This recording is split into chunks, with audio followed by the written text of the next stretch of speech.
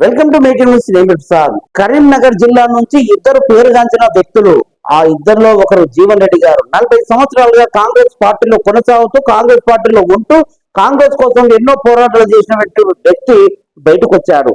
మరొకరు ఈటెల రాజేందర్ గారు 17 సంవత్సరాలుగా బీఆర్ఎస్ పార్టీలో ఉంటూ బీఆర్ఎస్ పార్టీ జెండా మోస్తూ బీఆర్ఎస్ పార్టీలో ఎన్నో తెలంగాణ కోసం ఎన్నో ఉద్యమాలు, ఎన్నో పోరాటాలు, ఎన్నో ఆలోచనలు, ఎన్నో కార్యక్రమాలు చేసి ఈ రోజు బీజేపీలో కొనసాగుతున్నారు. ఒకరు బీజేపీలో కొనసాగుతున్న వ్యక్తి అయితే మరొకరు కాంగ్రెస్ నుంచి ఈ మధ్యనే రాజీనామా చేసి ప్రజల కోసం పోరాడుతున్న వ్యక్తి జీవన్ రెడ్డి గారు. సో వీళ్ళిద్దరి ఆలోచన విధానం ఒకటే. వీళ్ళిద్దరు కూడా కరీంనగర్ జిల్లాకి చెందిన బలమైన నాయకులు. బీసీ బడుగు బలహీన వర్గాల కోసం పెద్ద ఎత్తున మాట్లాడిన నాయకుడు ఈటెల రాజేందర్ గారు. అట్లాగే ఎంతో 40 సంవత్సరాల సుదీర్ఘ అనుభవంతో ఎన్నో కార్యక్రమాలు చేస్తున్న పేరుగాంచిన వ్యక్తి ఒకరు జీవన్ రెడ్డి గారు. సో వీరిద్దరి ఆలోచన వేరకు. ఒకరు కాంగ్రెస్ పార్టీ అధిష్టానానికి వ్యతిరేకంగా పోరాటం చేసి బయటకు వచ్చిన వ్యక్తి, ఒకరు బీజేపీలో కొనసాగుతూ బీజేపీలో ఉంటూ బీజేపీ ఎంపీగా ముందుకు వెళ్తున్న తరుణంలో బీజేపీ నాయకులకి వ్యతిరేకంగా మాట్లాడుతున్న వ్యక్తి. అలాంటి ఇద్దరు వ్యక్తులు కరీంనగర్ ప్రాంతానికి చెందిన వ్యక్తులే. ఈ నాయకులు రేపు ప్రజల ముందుకు ఏ విషయాల మీద వెళ్తున్నారు, ఎలాంటి అంశాల మీద వీళ్ళ ఆలోచన విధానం ఉంటుంది.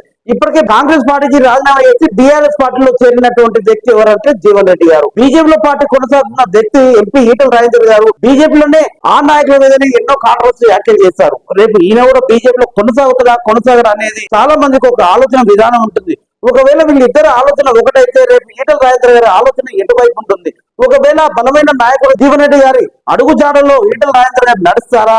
ఒకవేళ వీళ్ళ ఆలోచన విధానం ఒకేలా ఉంటే వీరు ప్రజాక్షేత్రంలో ప్రజా సమస్యల మీద ప్రజల కోసం నిత్యం పోరాడుతున్న నాయకులు, ఎంతో సుదీర్ఘ అనుభవం ఉన్న నాయకులు. సో ప్రజాక్షేత్రంలో ప్రజల కోసం పోరాటం చేస్తూ ప్రజల కోసం ఒకటై వీళ్ళు పోరాటం చేస్తారా అంటే బీజేపీలో ఉంటూ బీజేపీ వ్యతిరేకంగా మాట్లాడుతున్న ఈటెల రాజేందర్ గారు అడుగు జాడలో బీఆర్ఎస్ వైపు పడతాయా?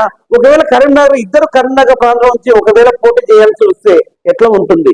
సో వీళ్ళకు బీఆర్ఎస్ పార్టీ ఎలాంటి పదవులు ఇచ్చి గౌరవిస్తారు చూడాలి. రేపు భవిష్యత్తులో ఎట్లా పార్టీలు కొనసాగే ఆలోచన విధానం బట్టి ఉంటుంది. చూస్తున్నానండి మీటింగ్. నేను ప్రసాద్.